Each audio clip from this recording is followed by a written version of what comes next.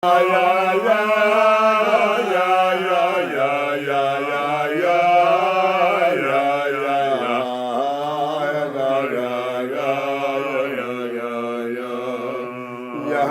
with this union of the machria, the machria, the Dayan with the Iyar Elyon. And I don't remember what it was about that connecting these two things, but it standed completely. The connection. Well, the connection was the whole gist of the explanation of the two Dayanim and the Machriya is that he takes things from a higher perspective. But a higher perspective is not valid in halacha. Because it says loy bashamayim here.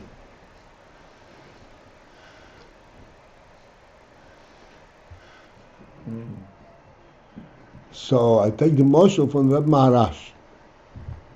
He climbed up a ladder that was standing on the ground. He was not on a higher perspective, he was on a ladder standing on the ground. But climbing up a ladder, step by step, from the ground up, you can reach all the way to the top. And then it is not off the ground, so to speak. So this is the similar union that the Machriya takes things from a higher perspective, not because he starts from on top, but he climbs up a ladder.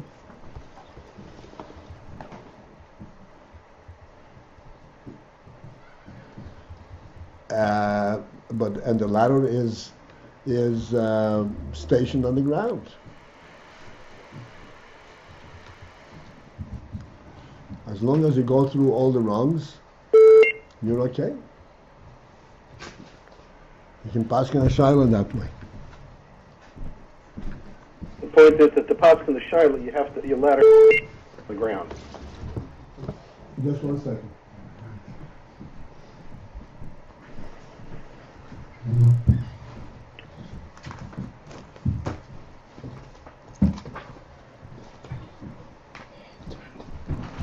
What was the last thing you said? I said the point is you can't just grab something from the air. It has to be going step by step, but then you can go as high as you can go. As high as you can go. That's exactly right.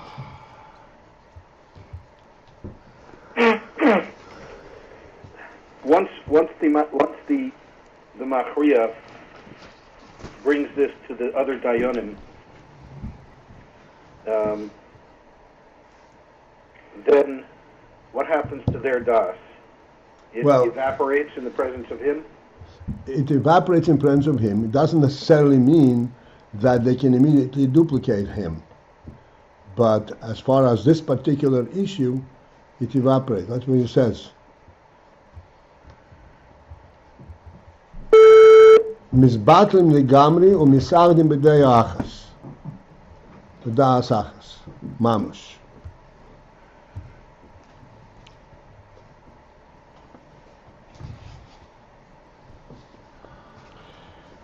All right, let us start. I mean, yeah, we're recording. All right, just one. What's the matter? On the table.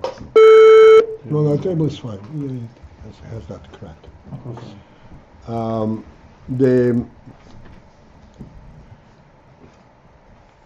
The place that we are going to start the mitzvah when we get to the inside is just above the middle of the line of the page. The line begins with mamush. Before we continue, I listened over, and yesterday we had to interrupt quickly because of the davening time, and I said I wanted to explain what is the mamesha loy noida, that which is not known. And I intended to start today with that, explaining that thing, that point. It was explained, so to speak, by the way, but not pointedly. So I want to fill this in before we start.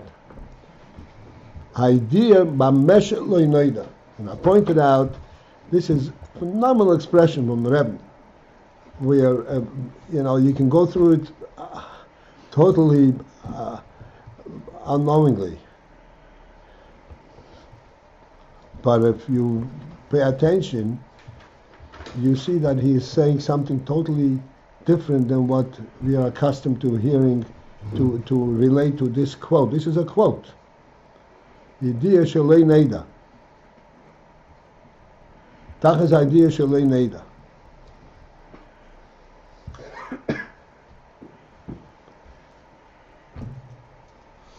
And the original quote, you'd be surprised to hear, the original quote from which all of this was constructed is got from Aristotle. Aristotle said, Yedeya she'ena yedeya yedeya. That when one reach the point where he says he knows, is when he knows that he doesn't know. Which is pretty powerful insight from a guy, and he's quoted in Torah sources, and ultimately we have this quote,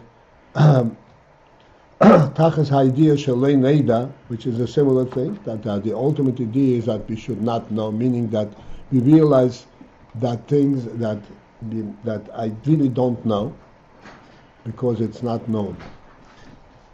And here the Rebbe says, Tachas ideahu b'meh shelo noida. So we're talking about knowing. Knowing b'meh means in the realm that is not known. And I want to explain this in this phenomenal expression here.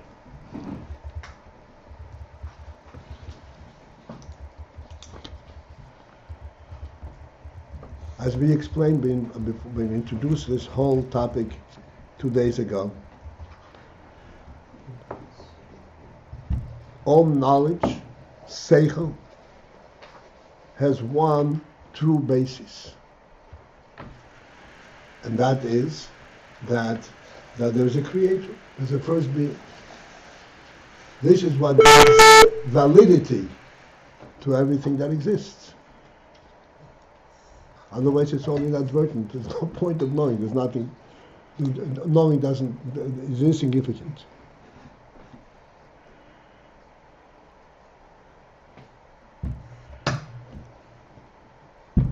Now, the first being, this precedes creation. Precedes creation. That is certainly not in the realm of knowing. Knowing, the whole principle of knowing begins with creation. Actually, within creation itself, there are many different levels. Like Atzilus is not a knowable level. In Bria begins a year of knowledge. In terms of the human structure. In terms of the human structure, we have even the identifiable qualities of a person. Oile Rotzen are not knowable. We can experience them, but there is no way we can explain what it is. This is really a nefesh experience. It's a life experience. We can't explain life. We can't understand. This is not knowable. And then even Chochmah itself, the Alter explains, is also not seichel and is not really knowable in the full sense of the word. Knowledge begins from Bina, and ultimate, real, tangible knowledge begins even lower. The real tangible knowledge that you can grasp, masig, is at the level of machshava dibur u'maisa. That's something which you can really master and grasp.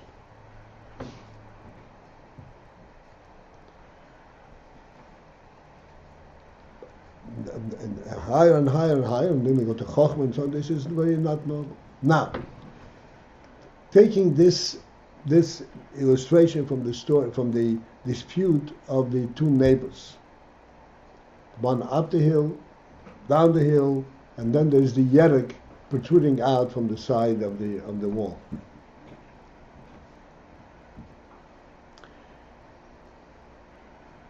The fact that this is my yerek because it grows from my ground, that's a noble phenomenon. It's part of the world. It's my ground and I own it. The fact that it grows on top of my property is also a knowable phenomenon.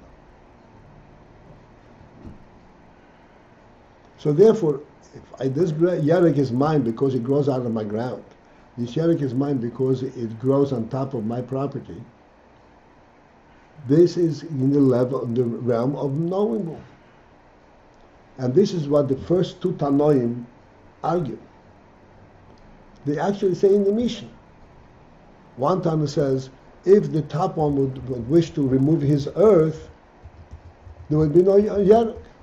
So the other one retorts and says, if the bottom one would wish to fill in the ground, there would be no yerek. So this is all on the noble level. It's his yerek because the ground is his, and the ground is a tangible thing.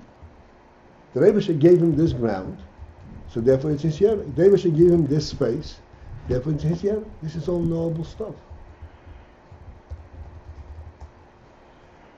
The Machriya, he goes to an unknowable realm, perspective. There is nothing tangible in that which the Machriya says. He says, let us forget about the ground and the space. Let us talk directly about who the yerek was given to. This giving element, this is not a knowable thing. This is not a tangible thing. This is, so to speak, a superworldly element, which is from the Creator's perspective. This is not a knowable, it's not within the realm of knowledge. It's not a tangible thing. But he says, just as you realize that this ground is his by divine decree, this space is his by divine decree. So therefore now we go, and we don't have a clarity in this, let's go a step up and say, whose yerek is this by divine decree? Go straight from that to that. And I was taking it from the unknown, from the loy neida, dealing with it on the intangible level. This is the Adasa Machriya. To know within the realm that Bamesh loy neida, and that which is not known, that which does not have a tangible presence. And if you go through, this is the new that we discussed over these 2 days, Leva Shemayim he. But if you climb up from the ground up, that becomes a knowable thing.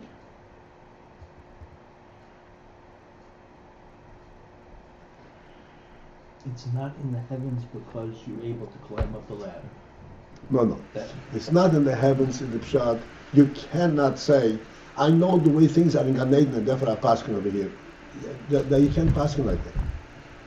Pshat din has to be on the basis of the Torah, the way it is given to us here, on the ground. You cannot pass like the Mora tells the story of a Baskoil. A Baskoil came out and said, the halacha is such and such. So Rabbi Yeshua said, we don't accept that. You know the story. Everybody knows the story. This is a phenomenal thing. Right. A Baskoil came and said, he is right. You don't accept it. He has to be right within the thinking process here on earth. Okay. We have a story in the Gemara about the death of I think it was Rava or either Maya or Rava, up in heaven they were debating whether something was Tohor or Tomei. And they said, let's go, we have to ask Abaya, or I don't know if it was Abaya Rava or or Rava. Machmir. It was Rava, okay. And so they sent the angel of death, and it took them a long time to finally figure out how to get him to get it. Okay, and as Rava died, he said Tohor. No. So what's the okay? So he's on Earth, Okay, but he knows what's going on. Well, So what's going I on brought there? this in for a side issue. Okay, this is not the issue we're learning. Oh, okay. I just want to explain, even though the Machriya seems to be going to higher, to Mamash Leneda, that's entirely appropriate if the ladder is standing on the ground. And you come from the ground up. You see that the earth ownership does not decide it. The space ownership doesn't decide it. Therefore, you go to the next level. Rabbi Paltiel? One second, but I just want to finish this sentence. In this case, to go to the next level is entirely appropriate. What is the principle? The principle is, yes, the Torah was given on earth, but the Torah is not limited to earth. From the earth, you can see that you can see it. You can reach up to the source, if need be. Like we explained this principle, a very simple thing, right? A human being stands on the ground. An animal stands on the ground and is dependent on the ground and is limited to it. A human being is not limited. He also stands on the ground, but it's not limited to be supported on the ground. He can stand up in the air, and he does stand up. He's supported by the earth. What? He's supported by the food, the grass, the food. The water. No, he's supported by his spirit. Pick up the sefer.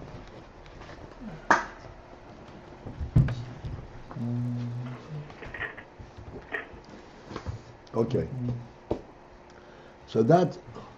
How about my... Yes, Baruch, your turn. Yeah. So just to clarify, what we said is that the actual ruling, which everybody accepts from Nachriya, is who can reach it. That's who God gave it to, right? Right. So if the guy on top can actually bend over and reach it, it's his. Right. If not, it's the guy below. Right. So this, I just want to understand, how is this a non-world perspective? Because we're still finding out who God gave it to by asking about a physical phenomenon. Who can reach it? No, okay. No, which can reach it, the greens, the vegetables are not growing in the middle of the air. It's growing from the ground. And the ground belongs to somebody.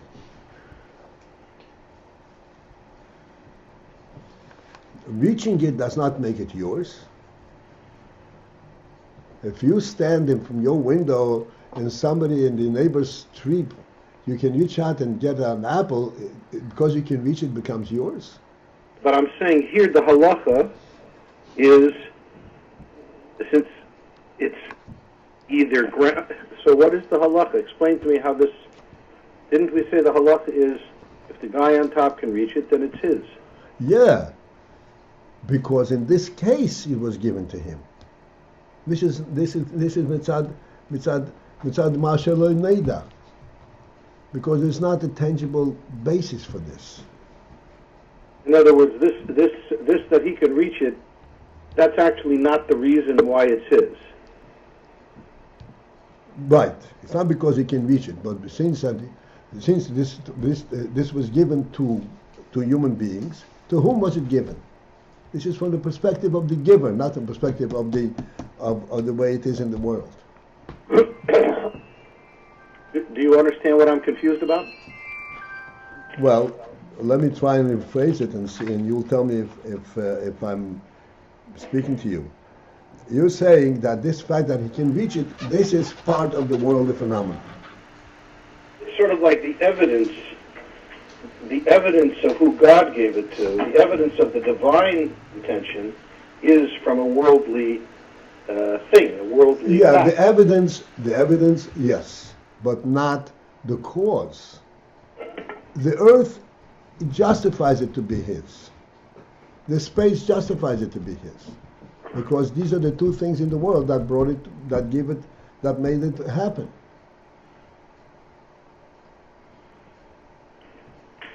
This evidence, this is the same thing like we say, you stand on 2 feet and you held up.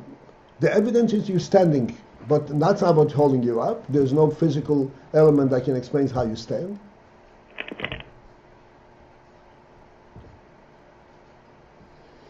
It's still not a physical phenomenon. So the evidence is so when the Machriya points to this evidence, that's not, he's not really saying this is why I'm saying this. No, it is. This is why I'm saying it, but he's not that. This is not why it is his. This is evidence, but this is not why it is his. And because he can reach it doesn't make it his. It's his because this is to whom Hashem gave it. And where does Hashem come into this whole picture? Because if we go back to the ground and the space, also we relate it back to Hashem. Except there is a tangible thing that Hashem gave. And here it remains directly in Hashem's hands. Could you go back over and explain what you just said? There, with the earth and with the ground and the space, it's also not because of the ground and the space. It's because Hashem gave it to whoever he gave it to. That's also true there. Yeah. But what's different? The difference is that there is a piece of ground, and Hashem gave the ground to human beings. There is something in the on land and the world that Hashem gave it to this person. Gave to this person. When it is on land, means it's a mitzias. It's not that Hashem is holding it in his hand and you take it from Hashem's hand. You take it, Hashem put it in the ground and gave you this ownership. There's a worldly so to speak, justification, a solid base. Whereas here, it is in Hashem's hand. So the question is, who holds it? Who gets it from Hashem's hand?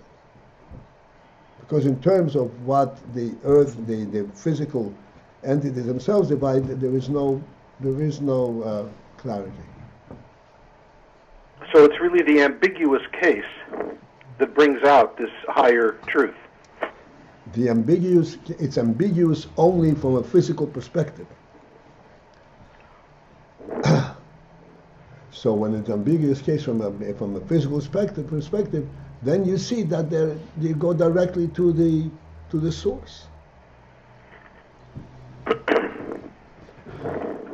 But really, even in the cases that aren't ambiguous, what's really going on is the same thing. That's right. But you don't see it. But that's so you don't have to see it. You see it through its reality, like we say all the time. Your home is your home. Not only that part of the home that you use, but every corner of your home is your home. Because the whole phenomenon that Hashem gave human beings the right to own property is a godly phenomenon. But it is a reality in the world. And you have true ownership, and you have the definition of what your ownership is. This is what it means to be in the realm of Naida. Right. as opposed to the realm of Lo Noida. Lo Noida. Lo Noida means it's not tangible. And he knows, and he can focus in on the Lo Noida element.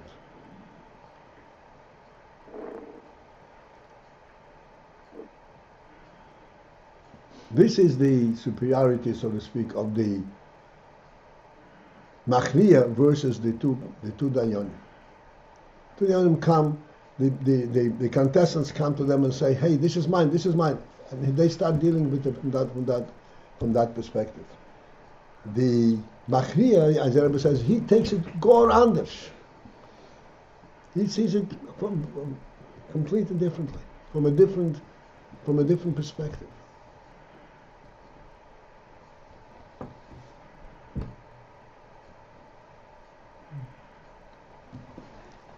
All right. Machriya refers to a judge?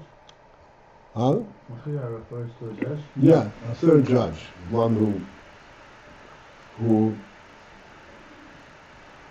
reconciles between two opposite opinions and brings in a third opinion which allows the two opposite opinions to merge.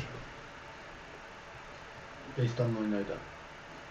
Because he brings in the Lo Noida into the Noida level. Like we say, Leiba Shemayim, to pass him from Shemayim is not appropriate. But to bring Shemayim down to earth, that's appropriate. If you can show it. That's what our job is. To climb up the ladder. As long as the ladder stands firmly on the ground, you can climb as high as you want. So we have three Misholim here, is that right? We have Michael and Gavriel, and we have the two ministers, and we have the two Dayanim. Right. And is Michael and Gavriel is not a Moshel. That's the Nimshel. Oh, that's the Nimshal. Right. Okay. Unless you're Bashamayim, so to you it's a Moshel.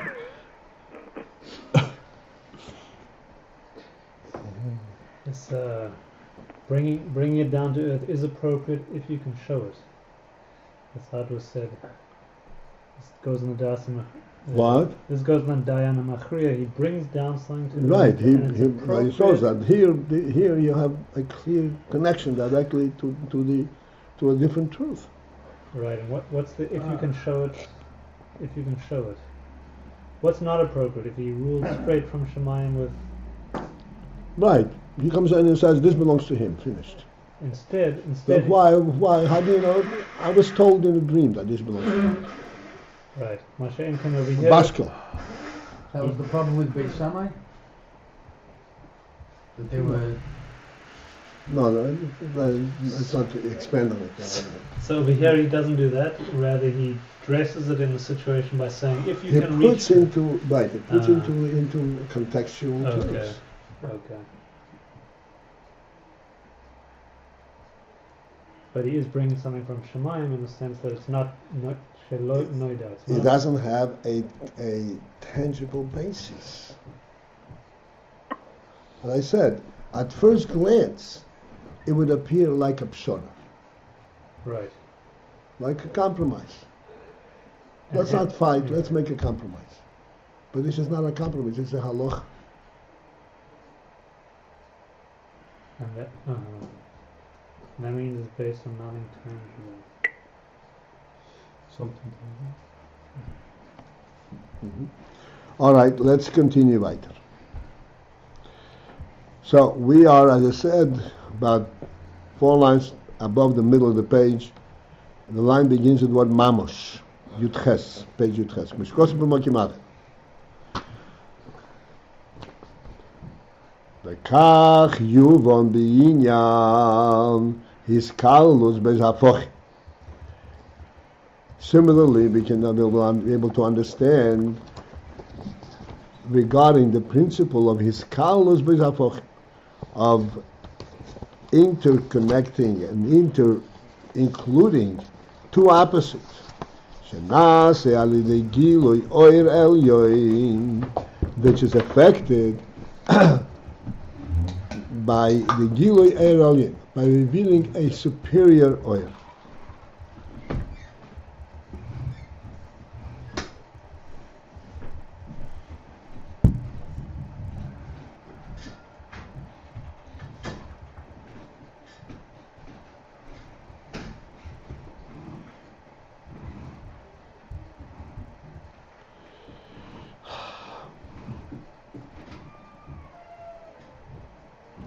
What's the Bekach? Bekach.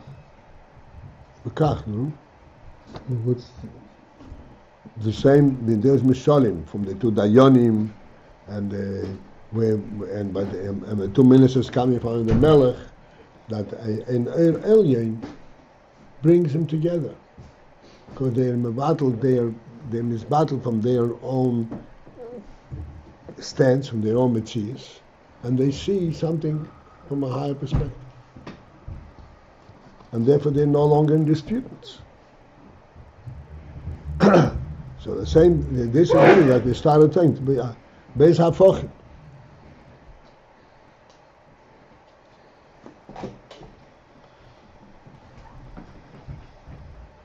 The kasher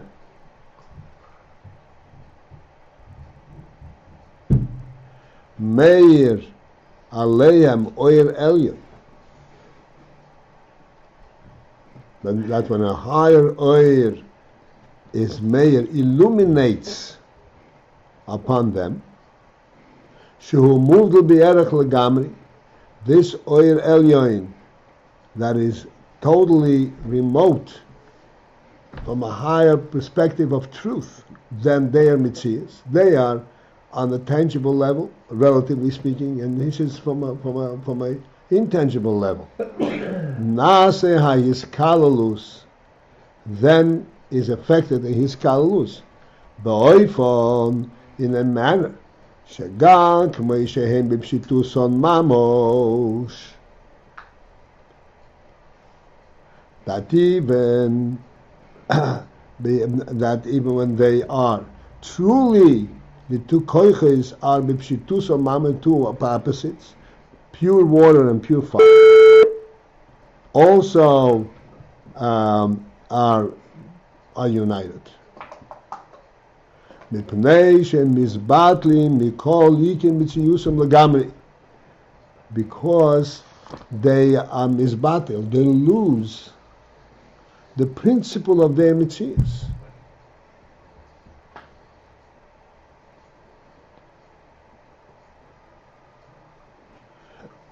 I'll come back to discuss this a little bit. We already discussed it when we first introduced. And they will unite and yiskalu. Not only unite, which means they will not be opposing one another, but yiskalu, they will interconnect, include. They will recognize one another. They will be literally as one thing. Where in this is kalolus, the whole principle that we originally said, that the ribui protim, that when you break things down and you bring out all the protim, here there is not even protim. The akoil hu bebchinas achdus mamos, because everything is bebchinas achdus, and truly bebchinas achdus.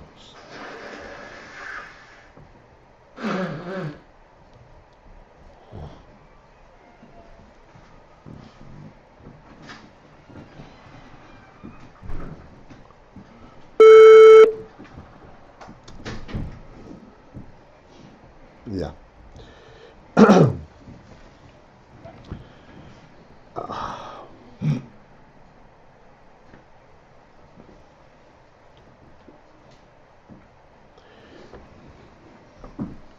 This Oir Elyon, we started it, and we'll try our best to focus in, because we originally, when we started talking on this level, that there is in his kalolus even when there is a pure entity, a pure fire and pure water, include anything else. When they are, as he says over there, b'pshituson and be'etzem, poshut and be'etzem. There is an essential element of fire, an essential element of water, which is different than the pshitus of fire and water. Pshitus and fire and water, they can include everything, because this comes mitzad, as we discussed then, mitzad the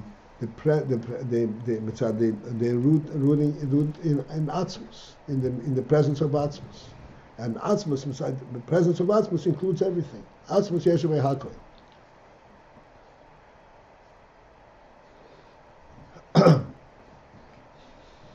But then there is what's called the etzem itself, where there is nothing but the etzem.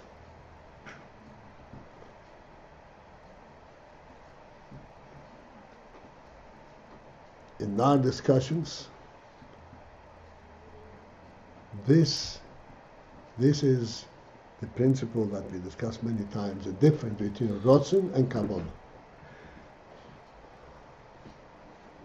Rotzen ultimately can translate in Seichel, because Rotzen includes everything. Rotzen is a presence. Even though Rotzen is a presence that actually has the force of the Etzem,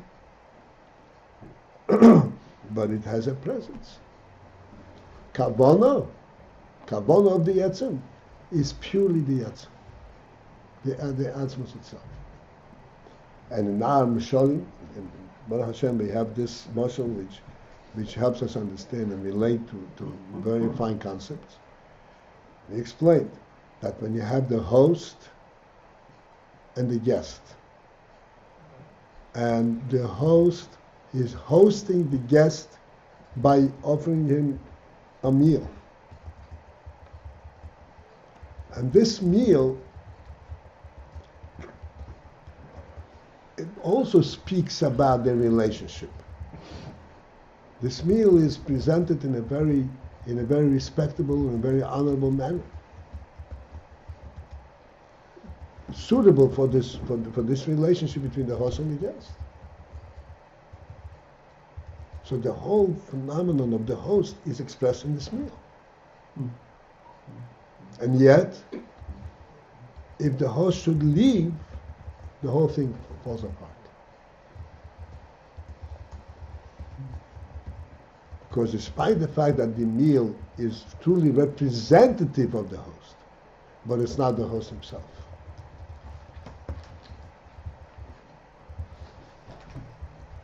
The host, this is the etzem. This cannot be represented by anything. This is the etzem, this is the essence itself.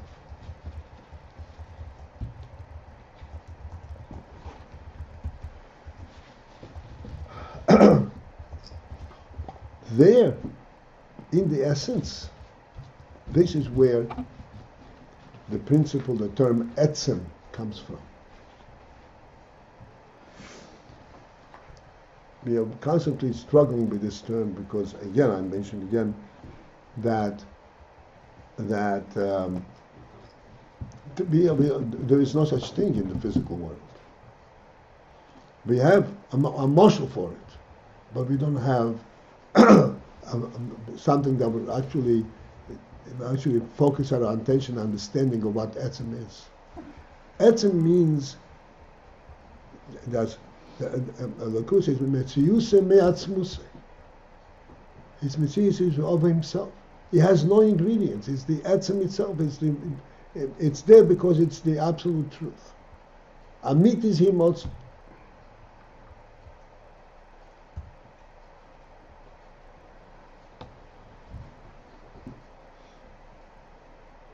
This is where the concept of etzem comes from. If mitzad ho etzem, there is fire and water, then this fire and water have nothing else except fire and water. Because they represent the etzem element of fire and water.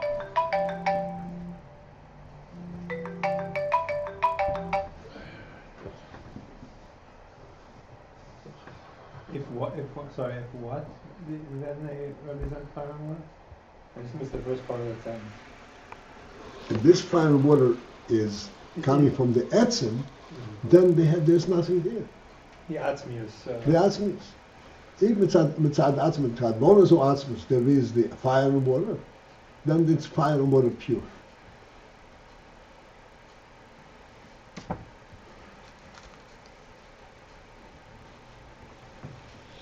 And then there is the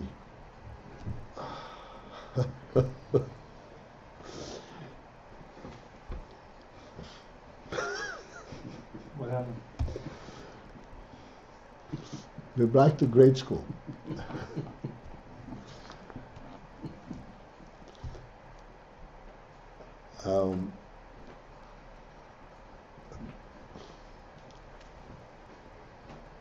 Yet, and this is the thing which I want to say, I'd like to complete this whole thing. If these elements, this prototic inyanim, this koyach, the chesed and the gvura, and the fire and the water, are etzem, coming from the etzem, what is the higher oil that can unite them?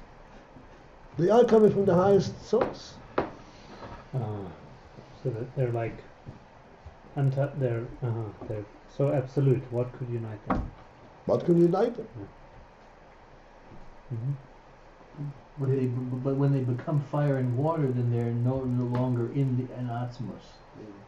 They're on a lower level. They're revealed. And there's something that's higher than revelation that can't be revealed that unites them. Yeah, well, this is true, but it's very simplistic because it doesn't explain the nuances that we have brought out. Because they have no mitzias. They're etzem. Etzem has no presence. They're present only because of the etzem. So good. I'd like you to follow through on this, okay? So they don't have a presence. To have a presence, you have to have all the protein. Like we say in Gashmis, to have a presence, you have to occupy space. And space is everything.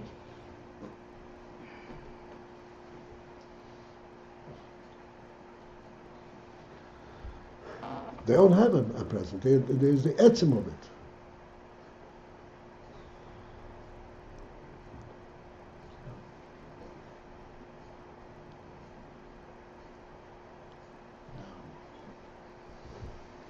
So as we have given the mashal from karbonos or atzmus,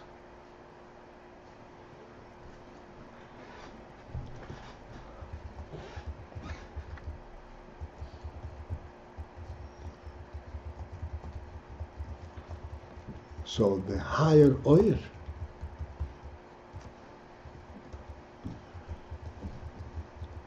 is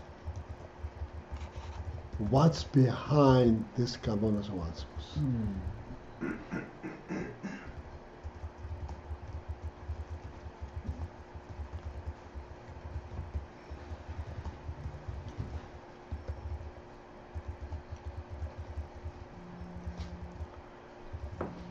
Okay, we'll see if we can, and we'll need be to elaborate more on this if need be. But my point is that there is a higher oil even there. To use the mishalim that we have.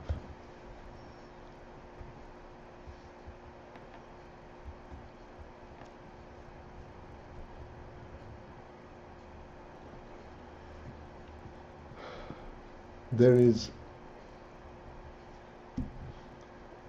we explained many times what is oir. Like we said today, we said a person owns his home. And how does he in fact own the home? He owns a home. What is the principle that a person, human being, owns a home?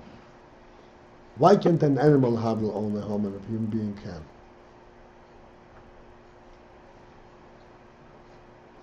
In a true sense, a Torah sense. I can't understand the reason that a human being can own a home is because his presence on earth is true.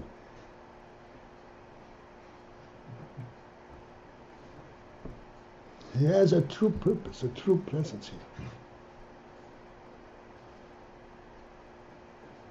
This is why he can own property. And he can own a home.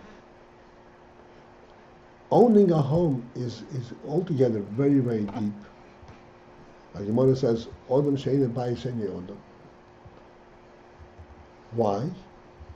Because the whole world was created for the sake of Odom. Of what Odom can bring into the world.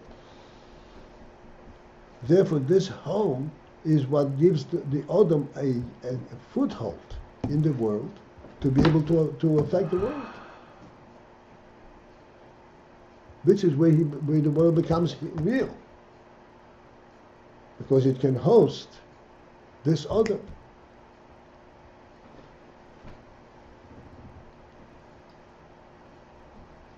So when a person, this etzem, this true reality of the human being, okay, when he is in his home, his presence, spreads throughout the entire home. Automatically. This is called Oyr. Oyr means could I ask a question? Huh? Could I ask a question? Yeah, but just one second, let me finish it. The Oyr means the reality of the Etz. That's meant Oyr. Only an Etzem, as we said many, many times, has Oyr.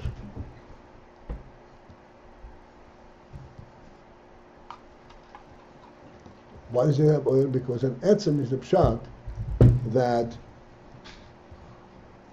wherever it is, it transforms everything into what it is. There's only one truth from the Etzem. And this is the oil that spreads from it. So in this Inyan, in this oil there's two elements. There is the oil that's mispashit from the Etzem, and then there is the oil of the Etzem itself. So when the oil of mispashit, this is where you have fire and water, which represent the true mitzias of the person, of the Etzem. But this is only the mitzias of the Etzem, and then there is the atzmius of the Etzem. This is what you say, a higher oil will bring them together, but they won't oppose each other at all. That's what we said kavana before. Right. Kavana is already a statement from the Etzem. The Etzem that makes this kavana, that makes that statement, this is the Etzem. And Ratzon is below, is already. Ratzon is way below. Ratzon is a translation of it. We are going a little bit in circles because the word etzem is something which is extremely elusive. You have to kind of reach into the deeper crevices of our intellect. Yes, Shlomo, was willst du fragen? Why do we say that Udom Shine Abba Shine Udom? Because he's not able to affect the world. So because he's not able to affect the world, that's why he's not an Odom? Right. He's not fully an Odom. Because what is an Odom? Odom, the Torah says, the Rebbe says, that's what Odom was created for. What is an Odom about? When the Rebbe created Odom, before he was created, the Rebbe said, Nasa Odom is Amelig, V'yirdu b'dgaza yom v'yeshemayim. The Odom is to transform the world. That's what Odom is here for. The full presence of Odom is what the world is created for. That makes the world, like I said all the time. Imagine a world without Adam, without a human being. Everyone realizes that there's no significance to it. It's nothing. Adam is what makes the world into a world. Not everybody. We, every one of us. Most. Shmuel. Sorry.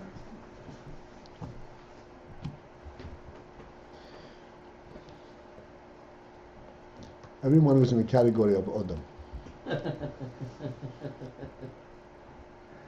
Well, the human population must be a lot smaller than we think. All right. The truth is that everyone who admits what he really believes, that's a very important key. Everyone. Yes. I have a few. The first thing was when you said that Adam has a true presence. I just want to zone in on that for a second because everything's here because Hashem wants it to be here. But when we say that Adam has a true presence, we mean that literally Adam is the Eibishter's presence here in the world. That's what we mean. The whole world serves the Adam basically, and that's why he has ownership because he is the inspiration for the entire. He is the meaning of the entire world. Okay. In the mashal, this mashal about the Adam, the nimshal, the Adam the ownership is like the fire and water. The ownership aspect of the Adam is like the the message of the Kavana, whereas the Adam himself is like the Etzem. I'm trying to. This was the mashal. You could, yeah. What was I'm trying Yeah. to. How do you correlate the mashal and the nimshal? That the ownership is representing of the yes. This is like the Kabbalah. This is like the spread forth of the Etzem. What gives a person ownership is his presence.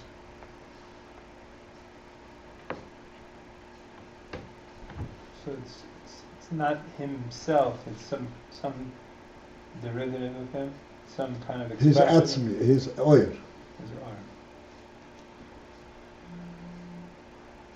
What is the Oyr? Okay. And What is the Oyr of Adam? The Oyr of Adam is that he does not exist just in his skin, but he, by definition, occupies, owns a piece of the world. he rules the world. He rules the world. That's the Zohar. That's the way. The halacha is that Daled Amish Shel Adam Koines. 4 amas around the person. Any article present in those 4 amas are is his, because it's in his domain.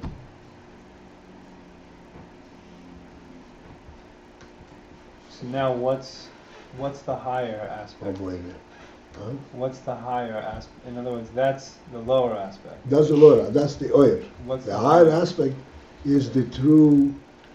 Why was Adam created? Why was the world created?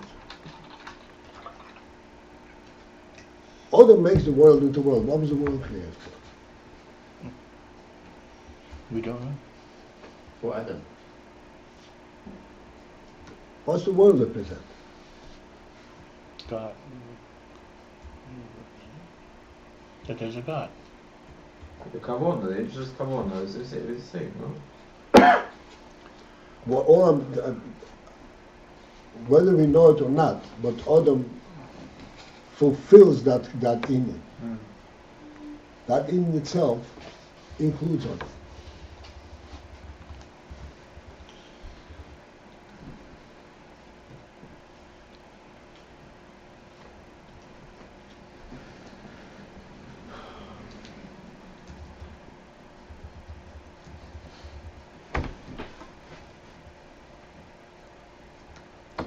All right. Got one more question? Sorry. You mentioned that Ratzon is a separate presence. How do we- Not the separate, Rotzen is a presence. Rotzen is where the atom already goes out of itself. What's the muscle for that? I'm just not connecting to it. What's the muscle for that? What are we? No, that's not. All I said that Rotzen is not the etzem. It's an emanation from the etzem. We are talking about etzem itself. The Ratzon and the Ayin is Koiches. Atzmium. Koiches Makifim. Makifim. They come from the etzem.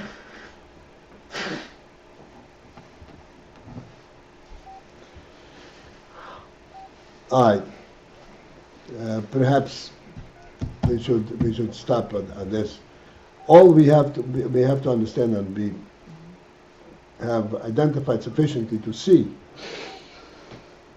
that despite the fact that this is representative of the etzem, of the etzem hamayim, etzem ha'esh, still there is an oyer elyon that makes them unite completely. The atzmius element itself.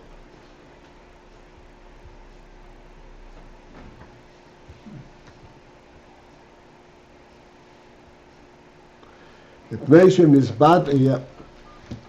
We call ikim mitziyusim legamri. The misbattle from the ikim mitziyusim. You're saying It this means is from in the Kavanah? pivot of the mitziyus. This Atzmius element is in Kavanah? Right. The misbattle from the ikim the mitziyus which is the kavanah. V'yisarda v'yiskal v'yik echad dover echad mamush.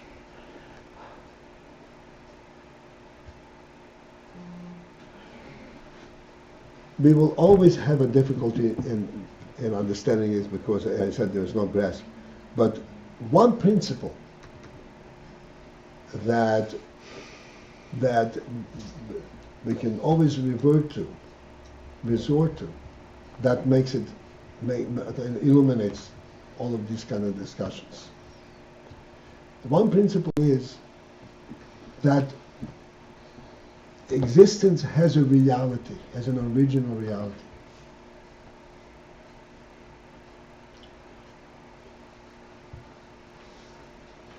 There's a Motzarish and Mamsikol needs. What is this original reality? We have absolutely, there's no definition to it whatsoever. It's not a real presence. Therefore, wherever mitzias you have, there is always a higher mitzias. Because all mitzias is not the original reality. And everything goes through all kinds of, infinite gestaltings.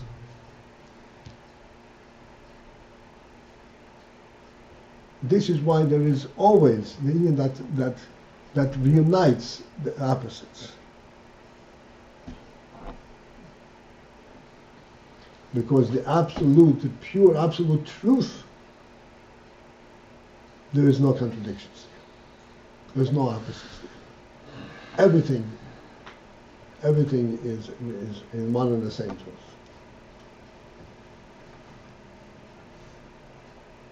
That's a broad statement. Not that it helps us understand, but just to point out that that we are talking about from this principle element that there is truth in existence. So we're not trying to identify like the highest, or just saying the principle is that there's always a higher or. Always a higher.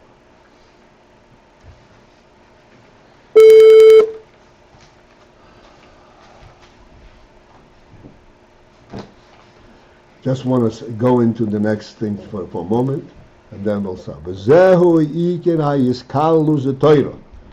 is the principle of his kalalus that Torah brings. Rias b'bchinas Yisachdos Mamosh, so that there should be Yisachdos Mamosh. There should be Yisachdos, not that there would be no opposition, like because all the protim have been brought out, and therefore Chesed contains Gvura and Gvura contains Chesed, and therefore they don't oppose each other. That's not Yisachdos. Yisachdos Mamosh is the opposites of Yisachdos. Okmed Matun Torah. As what actually in Matan Torah, the Ksiva, it says Vayichon Yisrael Neged Hahor, and over there it says Yisrael in a singular form. When it came to Matan Torah, Vayichon Yisrael Neged Hahor, Yisrael rest and Yisrael Neged Hahor Kulam Ki Yishechot Mamash. When they came, this is a whole sikha we want to learn. When they came by Mar HaSinai, and they're going to receive the Torah. They sensed an oir that brought them to total achdus.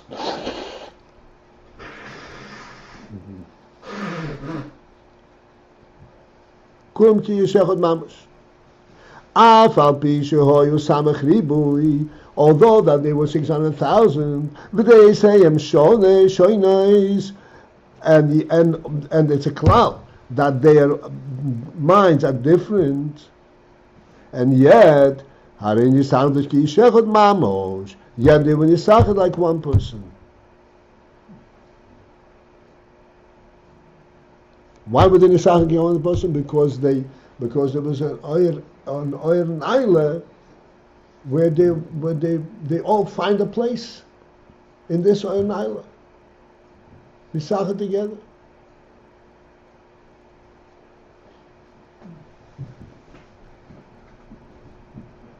It's interesting that we're learning this now, taking before Matan Torah, before Shavuos.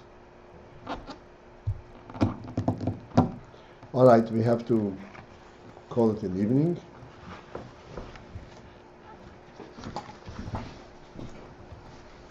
Gute Nacht, Rabbi Paltiel. Gute Nacht. Rabbi, if the world is a Messias, and it's real, that means, does that not mean that the way we see it is reality? It's reality. The way we see things is a reality. Okay. Wait a second. Yeah. The first principle of all questioning is to try to find out, not to argue. Your opinion, find out the Torah opinion. You ready for that?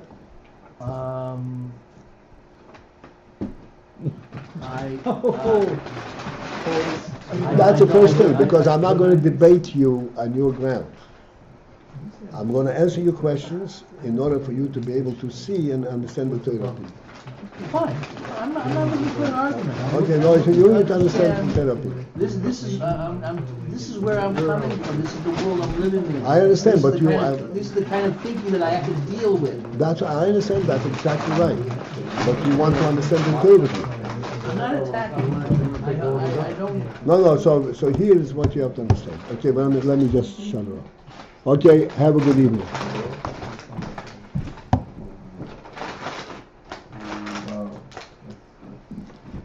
The first principle of reality is that it has a source. Okay. It has a source. An intended source. A what? An intended source. Intended source. The world was intentionally created. God gives it. It was intentionally created by its source. Yeah. Okay. If it evolved unintentionally, then it's not real. Has no significance. Okay, well, to be real or significant is two different things. No, it's the same thing. Why? Because that's what reality means. A grain of sand in the desert that I will never. The translation of the word reality is that it is rooted in reality. That it's a must be. A grain of sand from the world perspective, it's not a must be. There's no reality to it. It happens to be. Right. So That's not real. Real means it must there. be. It's there, but it is a temporary being. It's there, it happens to be. And it could be there, could not be there. That's not reality. Well, you have a different definition of reality than that. Okay, so I'm giving you the definition of reality. That's exactly what I said to you before. You want to learn, you have to learn definitions that Chassidus is dealing with. That's what Chassidus is dealing with. That's what the created world means, that it's real. It fulfills a godly mission.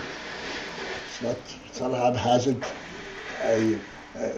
bursting out in the air and then combining molecules or ions. Then the grain of sand or the flea at the center of the earth, they are there for a reason, and they do have significance. Yes, Okay, but they do have significance. In the rods in the Bible, of course. And the most significant of them all is the human being. okay, so where were we? Rabbi, every time I try to climb the ladder, the rung breaks.